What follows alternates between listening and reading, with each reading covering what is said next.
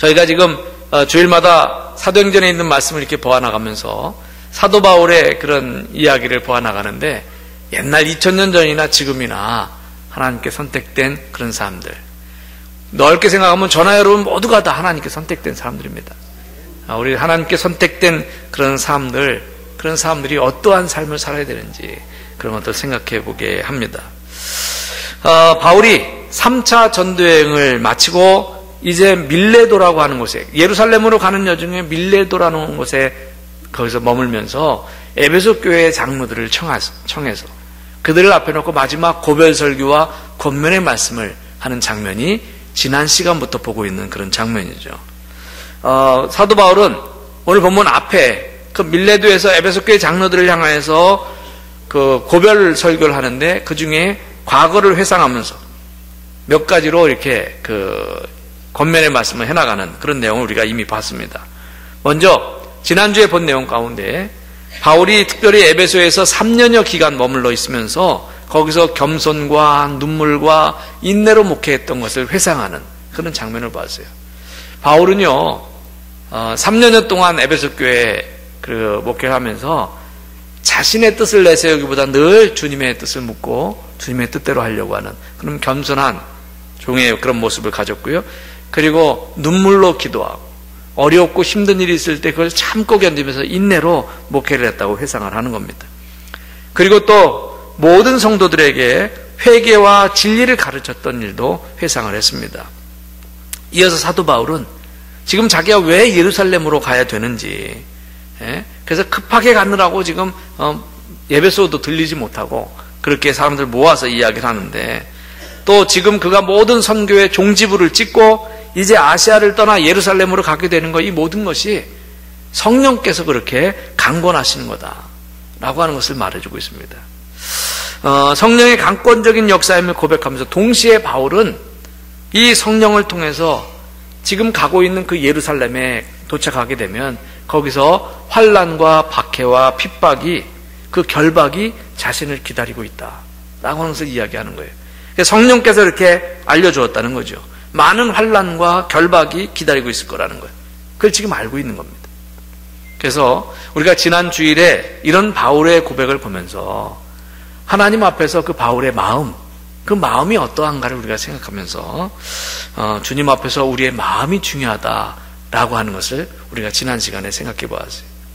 자, 이제 오늘 본문의 말씀으로 돌아와서 오늘 본문에서 바울이 아시아를 떠나면서 마지막으로 그 제자들과 장로들에게 사랑하는 교회와 성도들을 위탁하는 메시지를 전하고 있는 거예요. 자, 그것을 우리가 오늘 말씀을 통해서 보게 됩니다. 우리 성경 좀 읽어가면서 생각해 볼까요? 28절 말씀. 여러분은 자기를 위하여 또는 온 양떼를 위하여 삼가라. 성령이 그들 가운데 여러분을 감독자로 삼고 하나님이 자기 피로 사신 교회를 보살피게 하셨느니라. 아멘. 이 28절에서 사도 바울의 첫 번째 권면은 뭐냐면요, 양떼들을 잘 섬기라 하는 것입니다. 양떼들을 잘 섬기라. 여러분, 교회가 해야 하는 일이 무엇입니까? 교회가 해야 되는 가장 기본적이고 가장 중요한 일이라고 그러면 물론 하나님께 예배드리는 거예요. 그래서 교회는 하나님께 예배드리는 일이 가장 기본적으로 중요한 일입니다. 그렇지만 그 예배드리는 일 외에 여러 가지 중요한 일이 있는데 하나님께서 보내주신 양떼들을 잘 돌보는 일 또한 교회가 해야 될 중요한 일 중에 하나라는 거죠. 예수님은요, 이 땅에 오셔서 하신 말씀 가운데 그런 말씀 하셨어요. 요한복음 10장 11절에 보면 예수님은 자신을 가리켜서 나는 선한 목자라, 이런 말씀 하셨어요. 나는 선한 목자라. 예수님은 이 어두운 세상을 향해서 빛으로도 오셨습니다. 빛으로 오셨지만 이 양떼들을 향해서는 선한 목자로 오셨어요. 양떼가 누구예요? 저와 여러분 다 양떼죠. 우리 주님이 목자가 되신다는 거죠. 그래서 이 교회에 대해서 설명할 때 양떼로 설명하는 거, 이것을 잘 설명해 준 성경 중에 하나가 시편 중에 23편 말씀이죠. 시편 23편의 일부를 읽어볼까요? 1, 2절 다 같이 봅니다. 시작. 여호와는 나의 목자시니 내게 부족함이 없으리로다. 그가 나를 푸른 풀밭에 누이시며 쉴만한 물가로 인도하시는도다. 아멘. 사실은 이런 성경을 읽을 때는 머릿속으로 좀 상상을 하면서 읽어야 돼요. 머릿속에 그림이 그려져야 됩니다. 그래서 이런 표현을 회화적 표현이라고 그래요. 회화, 그림이죠. 그래서 이 회화적 표현이라고 하는데, 여호와는 나의 목자시니 하나님이 내 목자가 되시니 내게 부족함이 없으리로다. 그분이 나를 푸른 풀밭으로 누이시고 잔잔한 물가로 인도하신다. 목자가 되신 주님이 앞장서서 우리 양떼들을 몰고 다니면서 푸른 풀밭과 그리고 쉴만한 물가로 이렇게 데리고 다니는 모습이 바로 이 시편 23편 모습 아닙니까? 바로 교회가 이런 겁니다. 하나님의 양떼들이 모여있는 그런 공동체가 교회라는 거죠. 양떼는 목자가 있어야 돼요. 그 목자가 이끄는 대로 이렇게 가는 거예요. 푸른 풀밭, 물가로. 근데 주님이 목자가 되신다는 거죠. 우리 주님이 목자가 되시고 우리 모두는 다 양입니다. 근데 이제 주님이 바로 우리 눈에 보이는 건 아니니까 그것을 지도자들을 세워주고 지도자들에게 위임을 하셨어요. 그 목자의 이야기를. 그래서 사도 바울은 여기서 지금 제자들과 그 장로들을 모아놓고 어떻게 하면 이 양떼들을 잘 돌볼 수 있는지 그것에 대해서 이야기를 하는 거예요. 그러면서 두 가지를 먼저 이야기를 하고 있습니다. 두 가지. 그 중에 하나는 뭐냐면요, 먼저 자기 성찰이에요. 자기 성찰. 지도자는 자기 성찰이 있어야 돼요. 지도자의 자기 성찰.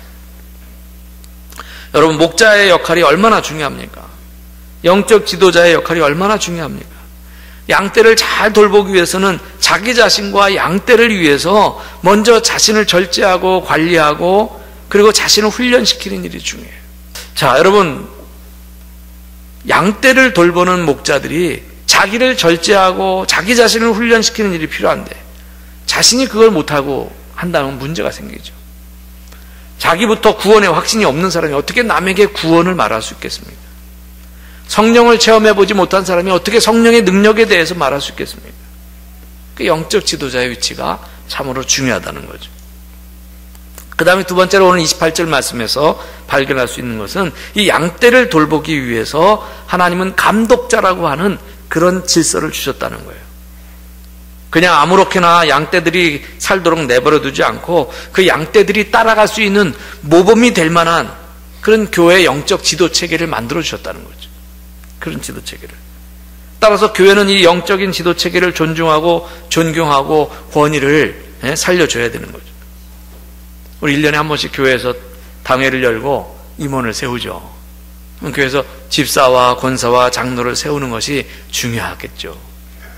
우리가 이 과정은 사람이 추천하고 또 투표를 통해서 그렇게 하고 또 훈련을 받고 이렇게 하는데 모두가 부족하죠.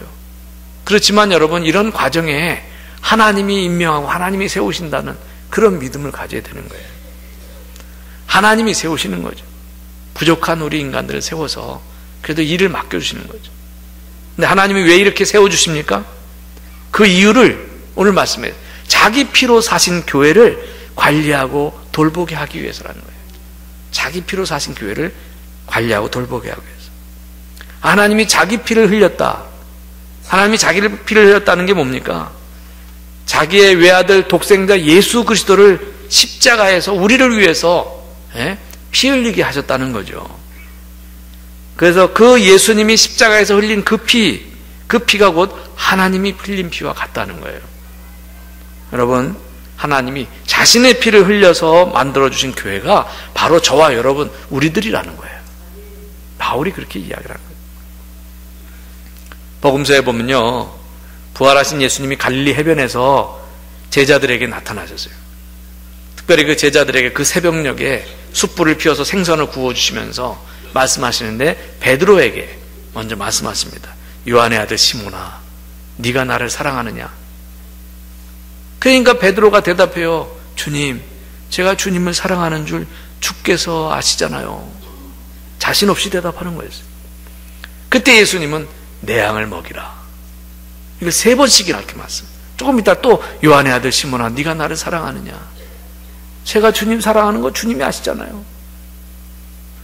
배반할 거 다 배반하고 호언장담하고 내가 주를 위해서 죽겠나이다 막 이렇게까지 했었는데 결국 예수님 예언대로 다 부인도 하고 나약한 자기 자신을 생각해서 자신 없게 대답하는 거예요. 근데 거기다 대고 3번씩이나 내 양을 먹이라, 내 양을 치라. 하나님이 자기 피로 사신 교회, 그 교회가 바로 양떼인 저희 모두예요. 교회는 건물이 아닙니다. 여러분, 교회는 제도가 아니에요. 교회는 곧 성도들입니다. 우리 주님께서 피를 흘려서 값주고 사신 하나님의 백성들이 바로 교회라는 거죠. 사도 바울은 이렇게 교회의 본질과 여러 가지 사명을 이야기한 후에 앞으로 자기가 이제 다시는 못 보게 될 텐데 앞으로의 교회가 당면해야 될 문제들을 말하고 있어요. 성경 읽어볼까요? 29절 30절입니다. 29절 30절 다 같이 읽습니다. 시작. 내가 떠난 후에 사나운 이리가 여러분에게 들어와서 그 양떼를 아끼지 아니하며 또한 자기를 따르게 하려고 어그러진 말을 하는 사람들이 일어날 줄을 내가 아노라. 아멘. 바울이 그대로 목회할 때는 그래도 괜찮았는데 이제 바울이 떠나잖아요. 이제 다음 세대의 목회자나 또는 그런 지도자들이 교회의 성도를 돌보면서 교회를 유지해 나갈 텐데 바울이 이렇게 교회를 지켜나가는 그런 지도하는 일들에 양떼를 돌보는 일들에 있어서 가장 경계해야 될 것을 사나운 일이라고 표현했습니다. 사나운 일이. 바울이 있는 동안은 그런 사나운 일이 이단이나 그런 악한 이들이 들어오지 못했어요. 그러나 바울이 떠나면 이제 이리떼들이 호시탐탐 노리고 있다가 들어오게 될 것이라는 거예요. 사나운 일이라는 말의 의미는 여러분 사나운 일이가 겉에 나 사나운 일이랴 이렇게 쓰면 다행인데 겉으로는 다 양의 탈을 써서 다 괜찮은 사람인 것처럼 하고 들어왔는데 알고 보니까 이단이에요. 그런 게 사나운 일이죠. 마귀는요 처음부터 자기의 본질을 드러내지 않아요. 아주 그럴듯하게 천사의 모습을 가장하고 들어오기 때문에 속는 거죠. 그 사나운 이리가 여러분에게 들어와서 그 양떼를 아끼지 아니하며 오늘 말씀에 그렇게 하고 있는데 이 사나운 이리의 특징은 양떼를 돌보지 않는다는 거예요. 교회의 존재 목적이 거기에 있는데 그 양떼를 돌보지 않는다는 거예요. 또 한 가지 있습니다. 이 사나운 이리 때는 자꾸 사람을 분열시키는 일을 해요. 조직을 하나로 만들기보다는 자꾸 이간질시키고 분열시키는 그런 일을 하는 거죠. 이 이리떼들은 말만 그럴듯하게 하고 또 그들은 어그러진 말로 아주 그럴듯한 말을 하면서 사람들을 현혹시키기도 하고 자기를 쫓아오게 한다고 그렇게 바울이 표현합니다. 이것이 사나운 이리의 특징이라는 거죠. 자, 그렇다면 이런 사나운 이리들로부터 막는 것, 보호하는 것이 무엇이겠냐 하는 거죠. 32절에 바울이 말합니다. 32절 다 같이 시작. 지금 내가 여러분을 주와 및 그 은혜의 말씀에 부탁하노니 그 말씀이 여러분을 능히 든든히 세우사 거룩하게 하심을 입은 모든 자 가운데 기업이 있게 하시리라. 아멘. 이리를 막는 방법은 하나님의 은혜의 말씀에 위탁하는 것입니다. 아무리 어렵고 사탄의 괴계와 유혹이 크다 할지라도 하나님의 은혜의 말씀에 거하는 사람은 이길 수 있는 거예요. 하나님의 은혜의 말씀을 깨닫고 은혜의 보좌 앞으로 나아가는 사람은 하나님이 그 인생의 주인이 되시니까 사나운 이리로부터 우리가 막는 것은 하나님의 은혜의 말씀 속에 늘 거하는 거라는 거죠. 그럼 또한 하나님을 위해서 살려는 사람에게 이 32절에 의하면 하나님은 두 가지의 은혜를 주신다고 그래요. 그 첫째가 뭐냐면 그 말씀이 우리를 든든히 세운다고 하셨습니다. 말씀이 우리를 든든히 세우는 거예요. 우리의 믿음은 굳건해야죠. 말씀의 기초에서 믿음의 뿌리를 내리고 든든히 서 있으면 어떤 폭풍우나 비바람이 몰아쳐도 우리가 이겨낼 수 있는 겁니다. 믿음은 주님과 그 은혜의 말씀 앞에 있으면 든든히 세워지는 거예요. 또 32절이 말하는 두 번째 은혜는요, 거룩하게 하심을 입은 모든 자 가운데 기업이 있게 하시리라 이렇게 했습니다. 이 말은 뭐냐면 기업을 주신다는 말씀이에요. 그렇게 말씀으로 거룩하게 하심을 입은 사람들 가운데 기업을 주신다는 말씀이죠. 하나님이 우리에게 주시려고 하는 그런 기업, 상급 다 비슷한 말인데 물질적인 가치를 말하는 게 아닙니다. 세상의 기업은 물질적인 가치가 우선인데요, 금이나 은이나 재물이 아니에요. 하나님이 우리에게 주시려는 기업은 영원한 기업을 말씀하시는 거예요. 그 영원한 기업을 주신다는 거죠. 그래서 바울 스스로도 재물을 담하지 아니하고 의복을 담하지 아니하고 또 자신의 쓸 것은 어떻게 자신이 직접 마련해 가면서 선교를 했다는 거예요. 그런 얘기가 이제 밑에 나와요. 그 바울이 재물을 탐하지 아니하였어요. 왜요? 하나님이 주신 영원한 기업이 더 크기 때문에. 그래서 그런 물질의 욕심을 내지 않았던 거죠. 35절 말씀 봅니다. 35절 다 같이 읽습니다. 시작. 범사에 여러분에게 모본을 보여준 바와 같이 수고하여 약한 사람들을 돕고 또 주 예수께서 친히 말씀하신 바 주는 것이 받는 것보다 복이 있다 하심을 기억하여야 할지니라. 아멘. 복음을 전하는 이 사도 바울, 자신이 그렇게 사도로서 전도하면서 바쁘게 돌아다녀도 또 한 가지 약한 자들, 가난한 자들, 힘없는 자들을 개인적으로 끊임없이 돌봤다는 거예요. 자, 또 한 가지 사도 바울이 중요한 말을 하거든요. 예수님 말씀을 인용해서 주는 것이 받는 것보다 복이 있다. 예수님의 말씀을 인용해서 주는 사람이 복이 있다고 말을 한 거예요.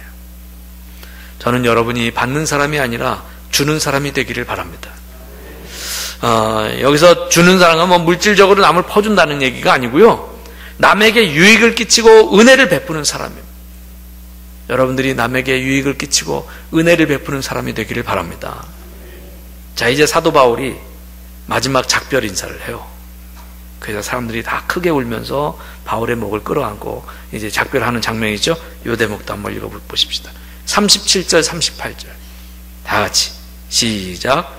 다 크게 울며 바울의 목을 안고 입을 맞추고 다시 그 얼굴을 보지 못하리라 한 말로 말미암아 더욱 근심하고 배까지 그를 전송하니라. 아멘. 얼마나 감동적인 장면입니까? 이제는 또 못 본다는 사실을 알고 그냥 그 해변가에서 무릎 꿇고 거기서 함께 손붙잡고 합심해서 기도하고 이제 배를 타려고 하는 바울을 끌어안고 입을 맞추면서 내가 위해서 기도할게요. 내가 사도를 위해서 늘 기도할게요. 그러면서 이제 헤어지는 건데 거기에 감동과 감격이 있어요. 여러분, 이게 우리들에게는 이런 감동과 감격이 있어야 됩니다.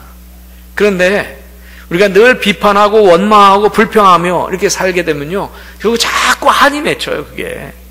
우리한테 이렇게 한이 맺혀 있는 동안엔 우리에게는 은혜가 역사하지 않습니다. 은혜가 역사하지 않아요. 그래서 어렵고 힘든 일 생겨도 자꾸 불평과 원망이나 이런 것들을 자꾸 지워나가야 돼요. 한이 생기지 않게. 오늘 본문에 바울을 보면서 생각을 했어요. 바울이 쭉 그런 이야기를 하는 거, 이거 일일이 다 읽으면서 묵상을 하는데, 바울은 하나님께 특별히 선택된 자죠. 또 바울과 함께 있는 모든 그 자리에 있는 사람들이 다 선택된 자예요. 선택된 자는 모범을 보여야 한다는 겁니다. 선택된 자는 모범을 보여야 되는 거예요. 여러분에게 모범을 보여준 것 같이 바울이 그렇게 표현했거든요. 주님께 선택된 자는 바울처럼 또는 그 자리에 있는 그 모든 지도자들처럼 모범을 보여야 되는 거죠. 먼저 자기를 성찰하고 주님이 핏값으로 사신 교회를 위해서 헌신하고 희생하는 그런 모습이 있어야 된다는 거죠. 지난주 중에 화요일 저녁에 제천의 메가박스라는 이 영화관에 가서 영화를 봤어요. 불의 전차. 이 영화는 1924년도에 프랑스 파리에서 열린 올림픽에서 영국 육상 선수로 참가해서 금메달을 딴 두 선수, 에릭 리델이라고 하는 사람과 또 헤럴드 에이브러햄이라고 하는 그 두 선수의 실화를 바탕으로 한 작품입니다. 이 내용에서 에릭 리델이라고 하는 사람의 이야기가 우리에게 큰 감동과 은혜를 주는 거예요. 그래서 인터넷으로 에릭 리델에 대해서 좀 제가 찾아봤습니다. 에릭 리델은 영국인이지만 1902년 1월 16일에 중국 천진에서 태어났어요. 왜 중국에서 태어났을까요?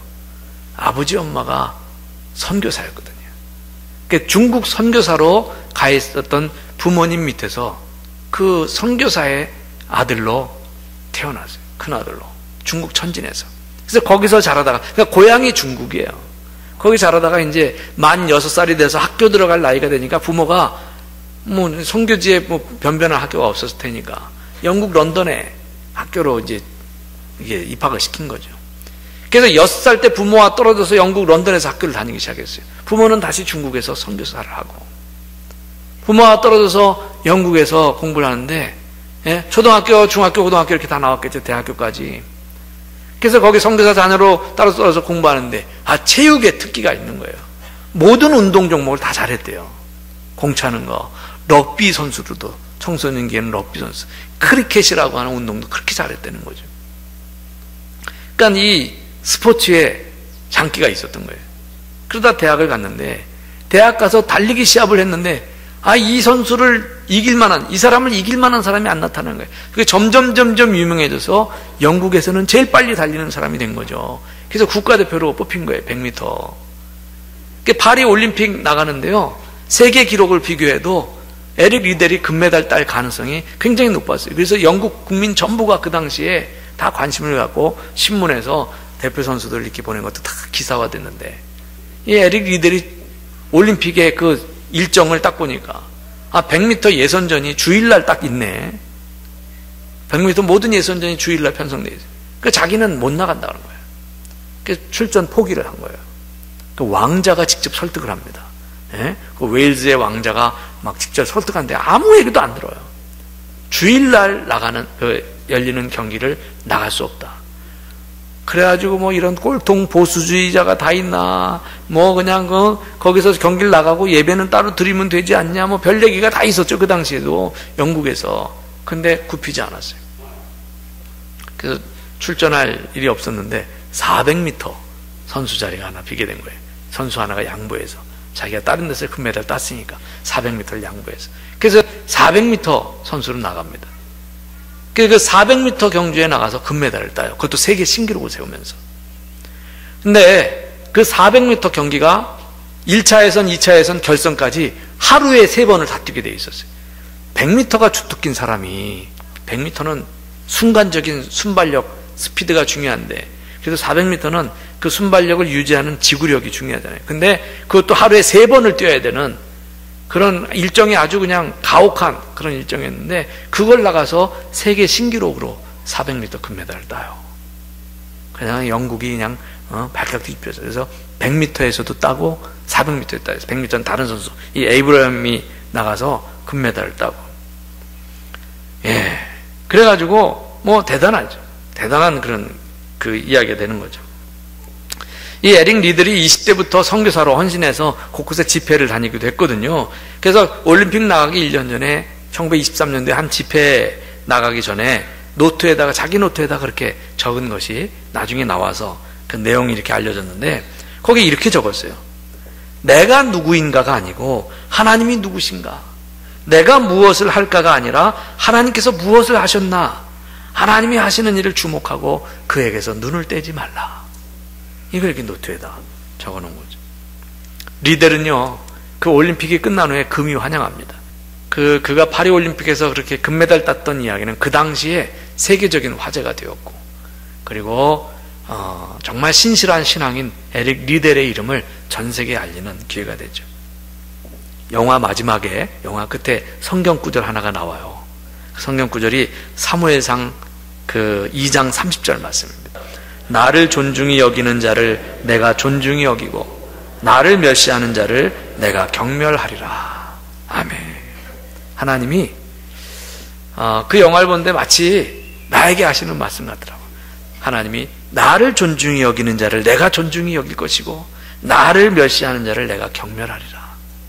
그러니까 하나님을 존중히 여기는 자를 하나님께서 존중히 여기신다는 거죠. 여러분, 우리 모두는 주님께 선택된 자입니다. 우리 선택된 자는 모범을 보여야 됩니다. 여러분, 우리 신앙인들은 우리 주님이 우리에게 원하는 것이 무엇인지, 그리고 어떻게 삶을 살아야 되는지 그것을 생각하며 나아가야 됩니다. 그럴 때 우리 주님이 우리와 함께 해줄 줄로 믿습니다. 그러한 삶을 살기로 다짐하시는 여러분에게 주님의 은총과 축복이 함께 하시기를 바랍니다.